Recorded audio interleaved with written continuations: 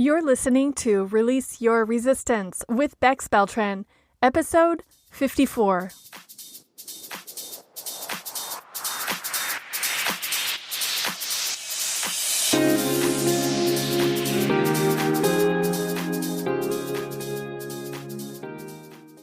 Welcome to Release Your Resistance. This is Bex. The only reason why any of us don't have what we want in life is because of our own resistance. Right now, I'm learning how to recognize and release my resistance, and this podcast tells you how you can release your resistance so that you can live the exact life that you want. Let's get started. When I was mapping out my episodes for the first season of this podcast, I thought it would be a great idea to wrap up the year with a final episode of the first season being a year in review. But as I was thinking about how I would be able to remember everything that happened throughout an entire year, I realized I probably needed some way to check in periodically, to make notes, and have some common touch points so that I would be able to see my own growth and progress, or maybe my own habits and ruts, and notice the things that stood out to me as the months progressed. I decided I would give myself a monthly interview and ask myself the same questions each month so that at the end of the year, I would have a collection of answers to those same questions from different times throughout the year. At first, I thought I was just going to answer these questions on the first day of each month, and then at the end of the year, I would just compare and compile. But as the year progressed, I noticed myself really looking forward to my monthly interview. The routine evolved as the year progressed and as I learned more about when the best time is for me to reflect. I also added a few additional questions partway through. Today, I want to share the questions from this exercise and really encourage you to start a monthly interview with yourself, either with these questions or your own or a combination. Then I want to give you some highlights of what I did and what I learned and realized as I reread all of my answers from the entire year. I can't even remember exactly how I came up with these specific questions for the monthly interview, but it must have been inspired because I really came to love and rely on the questions each month as it came time for me to do the interview. I printed the questions on a half sheet of paper and I kept them in a pocket in my planner. Then on the day of the interview, usually during my beloved morning routine, I would ask myself the questions, and sometimes I had to hold myself back from checking what I had written the month before as I was writing because I wanted the answers to always be completely authentic and not influenced by what had happened last month. But after I finished the interview, I did frequently go back and compare, but I never looked back further than 1 or 2 months. So this past week was especially interesting as I looked at the entire year at once. The questions in the interview are, how's it going right now? What major thing or things happened in the last month? What do you think about those? What lessons have you learned? What have you been listening to lately? What song or other media is important lately? In what ways did you get closer to the life you are creating for yourself? What's not getting you closer? What are you looking forward to next month? Some of the initial things that stood out to me as I reviewed: I love being able to see myself from a distance. As I was reading here now in December of 2020 what I had done and thought about and learned in the early part of the year, knowing now with distance what was in store, but not knowing it at the time, it was like reading a character in a novel, but she's me. It's so interesting to have an outsider's perspective about myself. I can see now, in the present, what I was thinking and feeling then without as much attachment as I had at the time of writing. Seeing yourself without emotional attachment is such a valuable skill. For this reason alone, I'm suggesting that that you experiment with something like this just to see if you get the same experience of seeing yourself with distance. As I was reading through all of my answers in chronological order, I thought I could kind of see the starts of some major trends or arcs that happened to me in my own 2020. Again, it was so interesting to read my own writing, knowing how some of those things ended up, but not having known at the time. I was surprised to notice a few common threads throughout most of the interviews. If you would have asked me yesterday how much time I spend on my own continuing education or listening to my own content, I would probably have said, well, sometimes, but not much. The truth is, I mentioned how much I was focusing on my own training in every single interview. And I frequently talked about listening to my own podcast episodes or rewatching my own workshops. I literally learned from myself in 2020. Another common thread that I was surprised to see was how much learning, trying, and experimenting I did this past year. If you would have asked me yesterday how much I focused on learning, trying, and experimenting, I would have probably said, well, here and there. But it was so consistent, month after month. And I don't think I would have realized that if I hadn't kept track and then came back and checked. I would have thought, yeah, I tried some things out, but I wouldn't be giving myself the credit I'm giving myself now, that I can see that month after month, I tried new things, I learned new things, I figured things out, I tried things out. It actually inspires me now as I look back. And my favorite common thread that I would not have guessed was present was how many times I mentioned throughout the entire year how much I love and value coaching, both being coached and coaching others. Just saying it so frequently reconfirms for me that I am in the right place and doing the right thing at this time in my life. It may sound like my 2020 was super amazing, and it was, but I also went through some dips and frustrations and pain. I noticed as I was reviewing my current energy and mood changed as I time traveled through the year again. It was interesting to see that I started out feeling excited, proud, and productive, and as the year progressed, many times my mood on the day of the interview was not great, or grumpy, or slow and unmotivated. I noticed my own resistance coming up for me so profoundly in August, and that resistance has been a persistent passenger throughout the rest of the year. I guess it's a good thing I decided to study and get to know it. I had so many opportunities. But for the most part, despite the craziness of 2020, I am so grateful for my experiences, my lessons, and my growth. Since a lot of year in review lists include books and movies and music, I will tell you about some of those. Then I'll tell you a few ways I found myself getting closer to the life I'm creating for myself in 2020 and how I'm also not. And I'll end with some of the most important lessons I have learned or been reminded of this past year. The music I loved in 2020 included Blinding Lights by The Weeknd. I loved that song so much. It just reminded me of when I was a teenager. I also revisited an actual song from my teenage years, Cosa Más Bella Que Tú by Eros Ramazzotti in 2020. I listened to it in Spanish, since for a while, every time I was in the car or hanging out on my patio, I was listening to 90s Mexican pop. But when I first listened to that song back in the actual 90s, I heard it in Italian. The Spanish version still brought back so many memories, and I wonder if, years from now, I will differentiate the summer of 2020 from the summer of 96 based on what language I hear that song in. One of my musical highlights of 2020 was Taylor Swift's entire Folklore album. I listened to it over and over, and it really reminded me of when I was a teenager and when I would listen to my CDs on repeat. I also think many of her songs have a 90s vibe to them.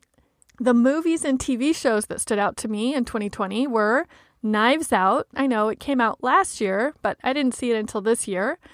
And I am starting to see a theme here. My husband and I enjoyed quite a few 80s and 90s movies, especially some that he had never even seen before, like, can you believe this? Ferris Bueller's Day Off and The Money Pit. I also really enjoyed the TV show Insatiable and, of course, The Queen's Gambit, and probably a lot more, but they just didn't get mentioned in my monthly wrap-ups. I didn't really start reading fiction again until about the second half of the year, but then I made up for lost time. My favorite novels that I read in 2020 were Where the Crawdads Sing by Delia Owens, Pretty Things by Janelle Brown, Mrs. Everything by Jennifer Weiner, The Vanishing Half by Britt Bennett, and 28 Summers by Ellen Hildebrand. 2020 definitely got me closer to the life that I am creating for myself. Especially with this podcast. I have made so many wonderful connections because of it, and it's given me a reason to put myself out there and meet new people, even while social distancing and during lockdown. One of my biggest surprises of 2020 was how much I enjoyed and excelled at weight loss coaching. My coaching certification includes a weight loss coaching component, and prior to offering it, because I was going through my applied coaching track, I wasn't really that interested in weight loss coaching, but I ended up really loving helping people manage their weight by managing their minds. I learned so much about why we eat, especially when we're not hungry, and I learned all about managing urges. In 2020, I was also excited to see progress in my first year of business. Looking back now with perspective, I see that I did try so many things and experiment, and I probably floundered. I was frequently frustrated. Maybe it was the immaturity of a less than 1-year-old business, and maybe, hopefully, I'm more settled now. I am excited to see what I do in 2021 now that I have my first year behind me.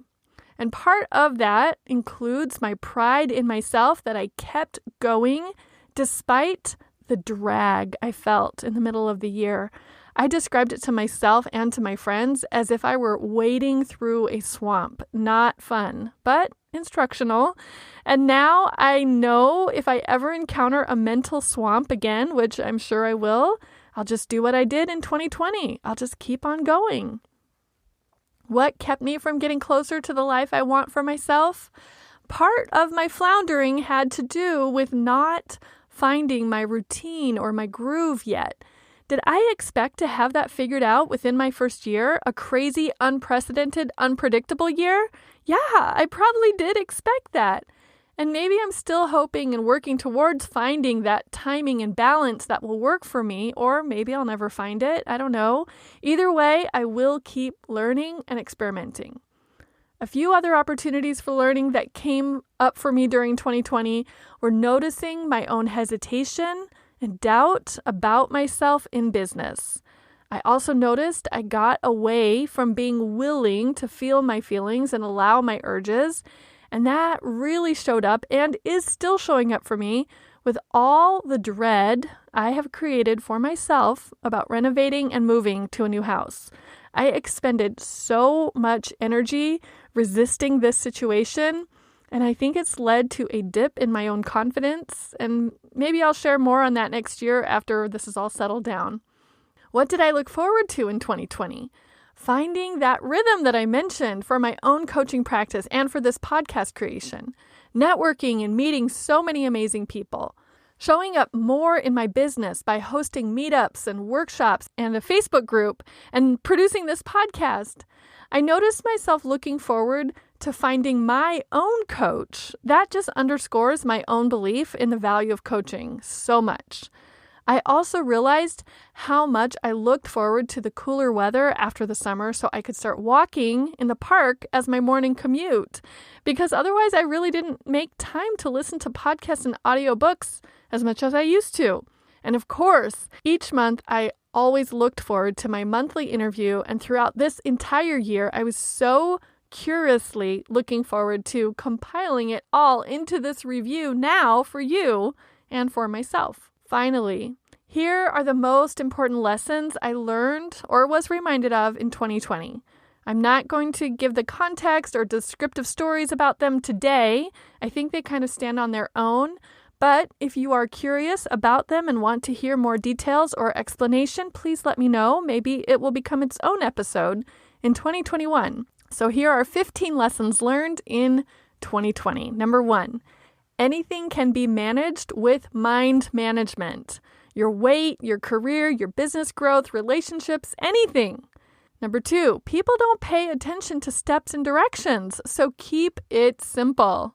Number 3, delaying something to avoid feeling a negative emotion just prolongs and amplifies that negative emotion. Number 4, I can intentionally change my beliefs about myself and about what is possible. Number 5, I can question everything I believe in about myself and what is supposed to happen.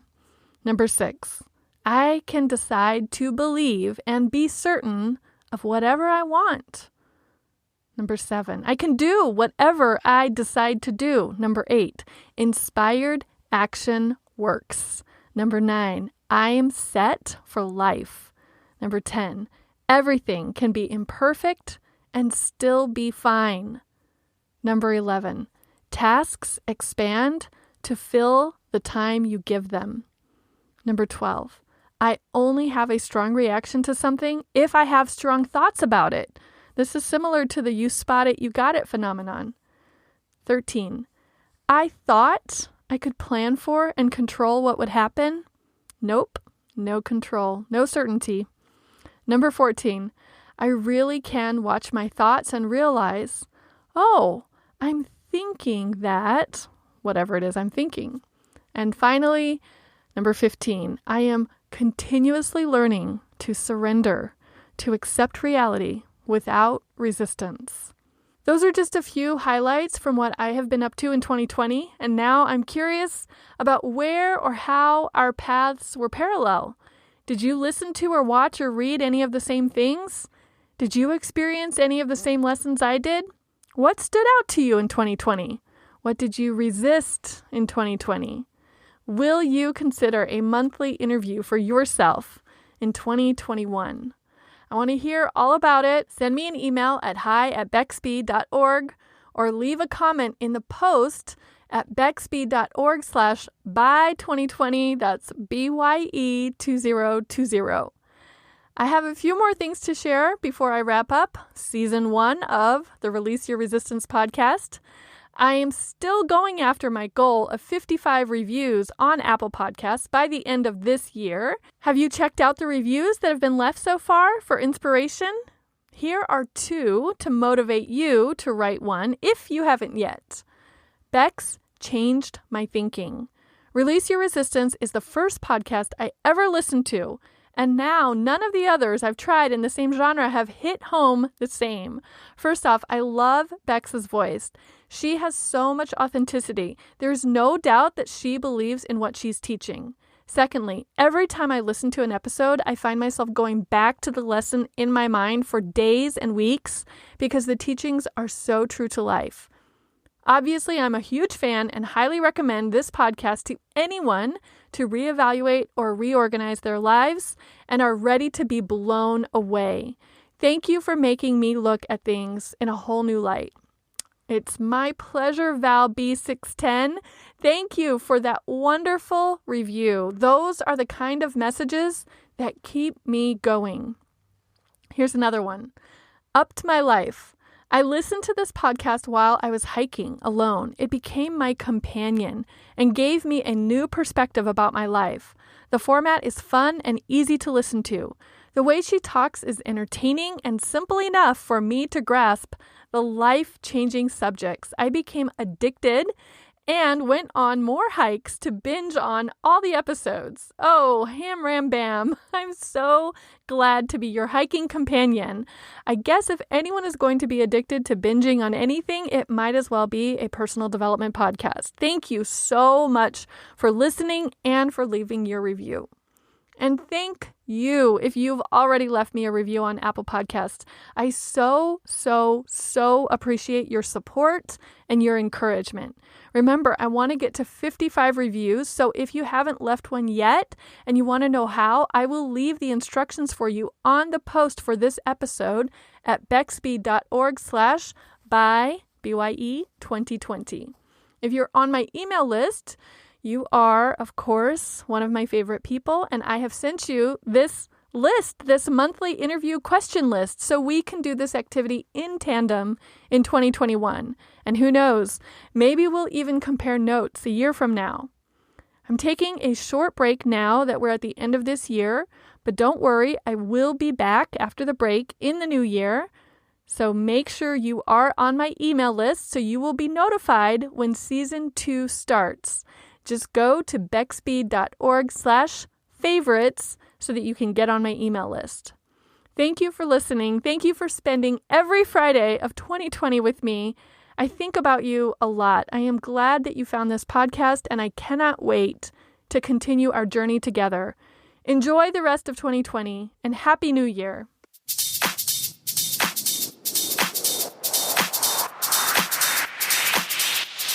This has been Release Your Resistance. Thank you for listening. If you like this podcast, make sure you're subscribed and leave a review on Apple Podcasts. Also, think about someone who you know who would love this episode and share it with them. There should be a share button on your app if you're listening to this on your phone. If you'd like to continue this conversation one-on-one or in real time, come visit me on my site at bexb.org to see how we can work together.